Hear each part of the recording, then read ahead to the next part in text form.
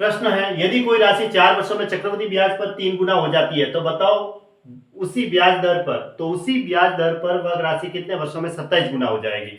देखो चक्रवृद्धि ब्याज में 4 वर्ष में कितनी हो रही है, 3 गुनी, 3 गुना हो रही है, इसने कहा है चक्रवृद्धि ब्याज से। और उसी ब्याज दर पर वह राशि कितने वर्षों में यानी T2 वर्ष में 27 गुनी हो जाएगी। 27 गुना कहा इसने, 27 गुना हो जाएगी। तो ये गुना हो जाएगी मतलब वो मिश्र धन होगी। अब यहाँ पे इन गुना में देखो 3 छोटा है तो ये 3 की पावर कुछ नहीं है, तो 3 की पावर 1 है ऊपर, 3 की पावर 1 की वैल्यू 3 ही होती है। और इस 27 को हम क्या लिख सकते हैं, 3 की पावर 3 का क्यूब लिखते हैं, क्योंकि यहाँ 3 की पावर है तो इधर भी 3 की पावर लिखनी है। 3 का क्यूब 27 होता है। अब n1/T1 यानी 1/4 और n2 है ऊपर घात में 3/T2 हमें ज्ञात करना है। तो T2 बराबर कितना आया, 12 वर्ष। ऐसे ये हो गया T2 बराबर 12 वर्ष, ये आंसर आ गया।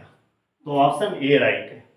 बस ये ध्यान रखना कि यहाँ पे n1 बराबर 1 है और n2 बराबर क्या है, 3 है, 3 की पावर 3 है, तो ऊपर वाला n2 है और ये n1 है और T1 4 और T2 ये, तो T1 बराबर n2/T2, T2 बराबर 12 वर्ष आ गया। कोई राशि 3 वर्ष में चक्रवृद्धि ब्याज से कितनी गुनी हो जाएगी, यदि वह 12 वर्षों में 16 गुनी हो जाती है। तो देखो कोई राशि 3 वर्ष में चक्रवृद्धि ब्याज से कितनी गुनी हो जाएगी, यहाँ कुछ नहीं कहा इसने, कितनी गुनी हो जाएगी। फिर यदि वो 12 वर्ष में 16 गुनी हो जाती है तो इसने ये कहा है। तो 3 वर्ष में मैंने कहा कि भाई ये x गुनी हो जाएगी, कितनी हो जाएगी, x गुनी हो जाएगी। जबकि 12 वर्ष में वो कितनी होती है, यदि वो 12 वर्षों में 16 गुनी होती है तो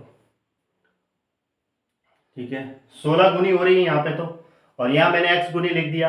अब देखो यहाँ तो पता नहीं है, यहाँ इस 16 के फैक्टर करते हैं तो 2 की पावर क्या आई है, 4 है, क्योंकि 16 को हम ऐसे लिखते हैं 2 गुणा 2 गुणा 2 गुणा 2 ऐसे लिखते हैं।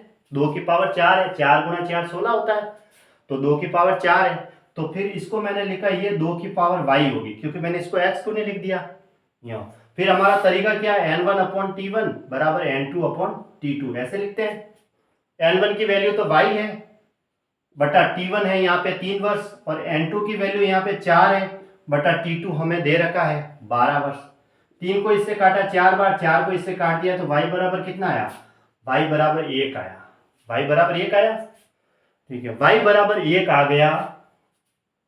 अब y की वैल्यू मैंने यहाँ पुट कर दी तो क्या हुआ, देखो 2 की पावर y थी, x गुनी बराबर 2 की पावर y थी, तो 2 की पावर y बराबर यानी 2 की पावर 1, तो 2 आ गया। और ये क्या था, x के बराबर, यानी कि कितनी हुई, 2 गुनी, कितनी आई, 2 गुनी, ये आ गया।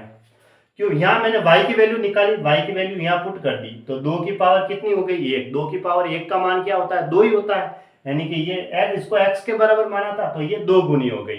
तो इसका आंसर क्या आया, 2 गुनी, ये इसका आंसर आ गया।